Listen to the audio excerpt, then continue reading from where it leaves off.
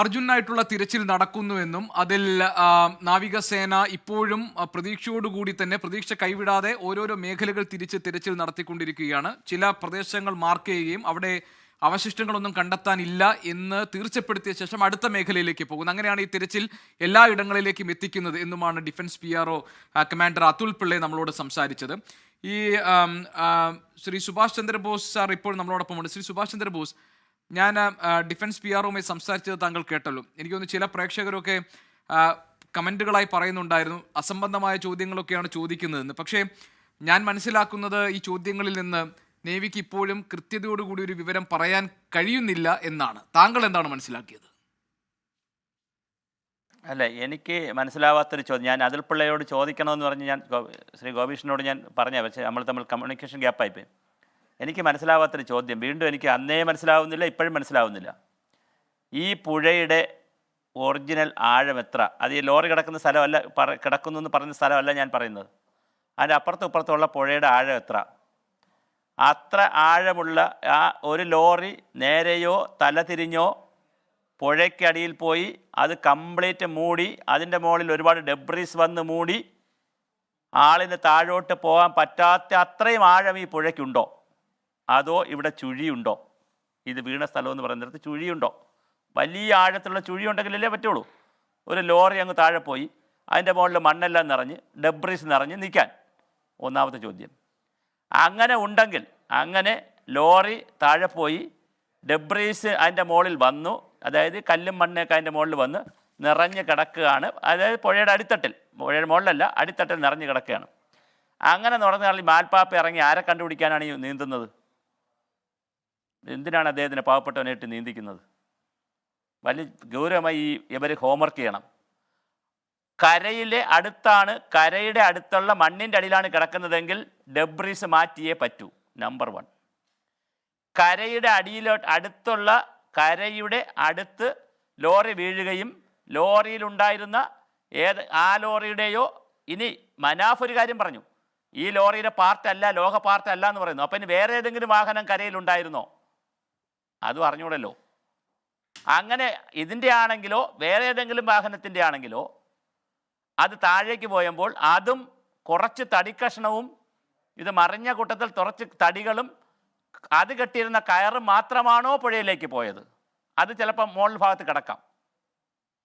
മാൽപ്പാപ്പ എവിടെയാണ് പോകുന്നത് കണ്ടുപിടിക്കാൻ ഒരു കാരണവശാലും പുള്ളിയുടെ ഓക്സിജനും വെച്ച് കൈയും വെച്ചുകൊണ്ട് കുഴിച്ചു പോകാൻ പറ്റത്തില്ല. നദിയുടെ അടിത്തട്ട് വരെ പുള്ളിക്ക് പോകാൻ പറ്റും.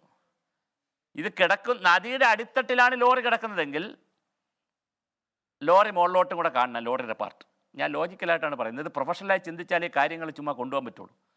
അല്ല, ലോറി കംപ്ലീറ്റ് ഭൂമിക്കടിയിലാണ്, മണ്ണിനടിയിലാണ് കിടക്കുന്നത്, ബെഡിനടിയിലാണ് കിടക്കുന്നത്, റിവർ ബെഡിനടിയിലാണ് കിടക്കുന്നതെങ്കിൽ അതിൻ്റെ പുറത്ത് ഡെബ്രീസും എല്ലാം കയറി കിടക്കുകയാണെങ്കിൽ ഏതെങ്കിലും ഒരു പീസ് കയറോ അല്ലെങ്കിൽ ഒരു മെറ്റൽ സാധനം എടുത്തുകൊണ്ട് വന്നിട്ട് ഇങ്ങനെയാണെന്ന് അവർക്ക് പറയാൻ പറ്റുന്നത് എങ്ങനെയാണ്? അപ്പോൾ ഇത് ക്ലാരിറ്റി ഉണ്ടാവണമെന്ന് ഇതിനകത്തൊരു 3D മോഡലൊക്കെ ഉണ്ടാക്കി ഒരു ക്ലാരിറ്റി വരുത്തുന്നതെന്നേ. റിവറിൻ്റെ ആഴം എത്ര? അവിടെ ചുഴി ഉണ്ടായിരുന്നോ? ഉണ്ടായിരുന്നു അതിൻ്റെ അടുത്ത്, അതെല്ലാം കണ്ടുപിടിക്കാൻ പറ്റുമല്ലോ. ഉണ്ടോ? അതുണ്ടെങ്കിൽ അത് അത്രയും ലോറി മൂടിക്കിടക്കാൻ പറ്റുന്നൊരു ചുഴിയാണോ? ലോറിയുടെ പുറത്ത് ഇത്രമാത്രം ഡെബ്രിസ് കയറി കിടക്കുകയാണോ?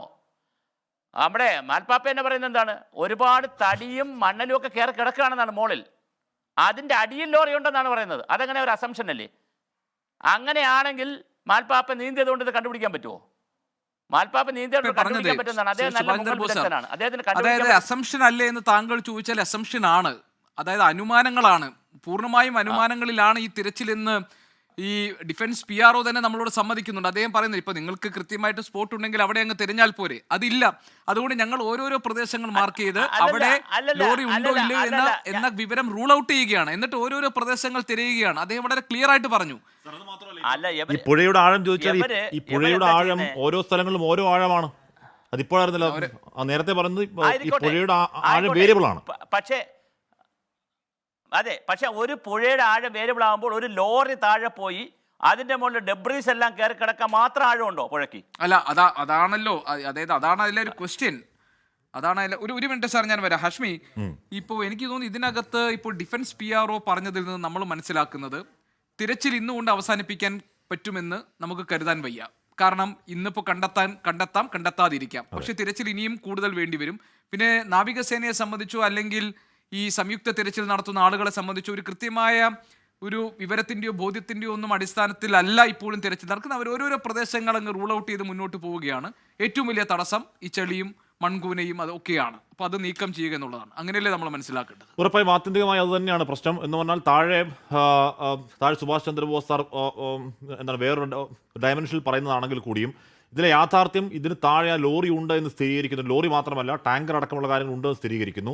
അതിനു മുകളിൽ അടിക്കണക്കിന് എന്ന് പറഞ്ഞാൽ ഈ പുഴയുടെ ചില സ്ഥലങ്ങളിൽ 40 അടിയുണ്ട്, ചില സ്ഥലങ്ങളിൽ 30 അടിയാണ്. എന്ന് പറഞ്ഞാൽ ഇത് ഈ പുഴ ദൂരം ഇവിടുന്ന് ഗോകർണത്തോട് 6-7 കിലോമീറ്റർ മാത്രമാണ് ബാക്കിയുള്ളത്.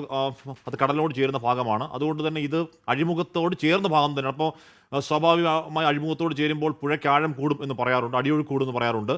അപ്പോൾ പല സ്ഥലങ്ങളിൽ പല ആഴം അവിടെയുണ്ട്. അപ്പോൾ ഏതോ ഒരു ആഴത്തിൽ മണ്ണും ഡെബ്രിസും അടക്കം ഇങ്ങനെ ഒരു ആൽമരം, ഒരുപാട് മരക്കഷ്ണങ്ങൾ, ഒരുപാട് കമ്പിക്കഷ്ണങ്ങൾ, ഒരുപാട് കോൺക്രീറ്റ് കട്ടകൾ, വീടൊക്കെ പൊളിഞ്ഞിട്ടുണ്ട്, വീടിൻ്റെ ഒക്കെ കഷ്ണങ്ങളൊക്കെ ചേർന്ന് ഇങ്ങനെ ഒരു വല്ലാത്ത പരുവത്തിൽ കിടക്കുകയാണ്. ഇപ്പോൾ ഡിഫൻസ് PRO പറഞ്ഞത് പ്രകാരം ഈ കയറ് കണ്ടെത്തിയ ഭാഗത്ത് ഈ കയറ് ഈ ലോറിയിലെ കയറ് തന്നെയാണ് സ്ഥിരീകരിക്കുന്നു ലോറി ഓണർ. അത് അദ്ദേഹം 100% അദ്ദേഹത്തിൻ്റെ കയറ് തന്നെയാണെന്ന് സ്ഥിരീകരിക്കുന്നു. അപ്പോൾ അതിൻ്റെ ഭാഗമായി പുഴയുടെ മധ്യഭാഗത്തേക്ക് എന്ന് പറഞ്ഞാൽ സ്പോട്ട് C എന്ന് പറയുന്നതിൽ നിന്നും സ്പോട്ട് 2 പോയിന്റ് 2 എന്ന് പറയുന്നിടത്തു നിന്ന് പോലും വ്യത്യസ്തമായി പുഴയുടെ മധ്യഭാഗത്തേക്ക് എത്തി അവിടെ ഡൈവ് ചെയ്യുന്നു എന്നുള്ളതാണ്. ഇപ്പോൾ ട്രയൽ ആൻഡ് എറർ എന്ന മട്ടിൽ നോക്കി പോലെ സാധിക്കുകയുള്ളൂ.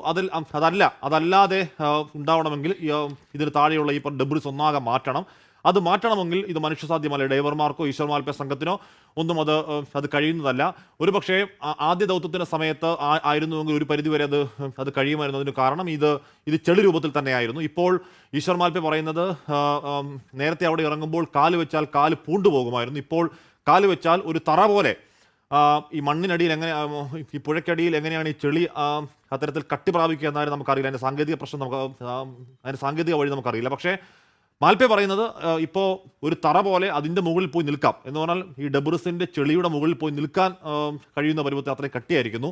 അത്ര കട്ടിയായിരിക്കുമ്പോഴേക്കും അത് ഏതെങ്കിലും തരത്തിൽ കൈകൊണ്ട് മാറ്റാനേ കഴിയില്ല. അതിന് വേണ്ടത് ഡ്രഡ്ജർ സംവിധാനം തന്നെയാണ്. ഡ്രഡ്ജർ എപ്പോൾ വരുന്നു എന്നതാണ് ഏറ്റവും പ്രധാനപ്പെട്ട ചോദ്യം. ഇതിപ്പോൾ ഇന്നിപ്പോൾ അല്പസമയം കൂടി 6 മണി വരെയൊക്കെ ഈ ഡൈവിംഗ് തുടരുമായിരിക്കും. പ്രേക്ഷകർ കാണുന്നത് ആ മൺകൂനയ്ക്ക് തൊട്ടടുത്ത ഭാഗത്ത് തന്നെ നേവിയുടെ ഡൈവർ സംഘം നിൽക്കുന്നു എന്നുള്ളത് തന്നെയാണ്. അത് ഈശ്വർ മാൽപ്പെ ടീമിലെ അംഗങ്ങളും നേവിയുടെ സംഘങ്ങളും അല്പസമയം കൂടി ഡൈവിംഗ് തുടരും. അതുകൊണ്ട് പ്രത്യേകിച്ച് ഒരു കാര്യവുമില്ല എന്ന് തന്നെ നമുക്ക് ഉറപ്പായും പറയാൻ കഴിയും. ഈശ്വർ മാൽപ്പെ വീണ്ടും പുഴയിലേക്ക് ഇറങ്ങുകയാണ്. മാൽപ്പെ ടീം 3 അംഗങ്ങളും അങ്ങോട്ടേക്ക് ഇറങ്ങുന്നുണ്ട്. പക്ഷെ അതുകൊണ്ട് പ്രത്യേകിച്ച് കാര്യമുണ്ടാവാൻ ചാൻസ് കാണുന്നില്ല. ചാൻസ് ഉണ്ടാവണമെങ്കിൽ ഡ്രഡ്ജർ വരണം. ഗോപി, ശരി, ഡ്രഡ്ജർ വന്ന് ഇനി ആ ഭാഗം പൂർണ്ണമായി മണ്ണ് നീക്കം ചെയ്ത് പരിശോധിക്കുമ്പോൾ എന്തെങ്കിലും വിവരങ്ങൾ കിട്ടുമോ എന്ന് കൂടി നമുക്ക് നോക്കാം. അതാണ്, അതിലേക്ക് കാത്തിരിക്കുക എന്നത് മാത്രമാണ് ഇപ്പോൾ നമുക്ക് കിട്ടുന്നത്. ഇവിടെ കയറിന്റെ കൂടുതൽ ഭാഗങ്ങൾ കണ്ടെത്തിയിരിക്കുന്നു. പിന്നെ ഒരു പൽചക്രം കൂടി കണ്ടെത്തിയിരിക്കുന്നു.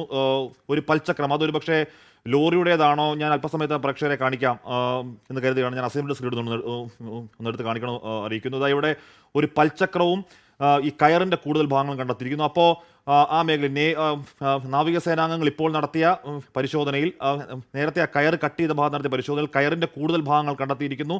അതോടൊപ്പം 2 പൽചക്രങ്ങൾ പോലെയുള്ള 2 സംവിധാനം കണ്ടത് അല്പസമയത്തിന് അത് പ്രേക്ഷകരെ കാണിക്കാമെന്ന് കരുതുകയാണ്. അപ്പോൾ ഈ പൽചക്രങ്ങൾ ഈ ലോറിയുടേതാണോ എന്നുള്ളതാണ്. എന്തോ ആ മേഖലയിൽ നിന്ന് ലോറിയുടേതെന്ന് കരുതപ്പെടുന്ന കൂടുതൽ ഭാഗങ്ങൾ കണ്ടെത്തുകയാണ്. വിവരങ്ങൾ നമുക്കിനി നോക്കാം.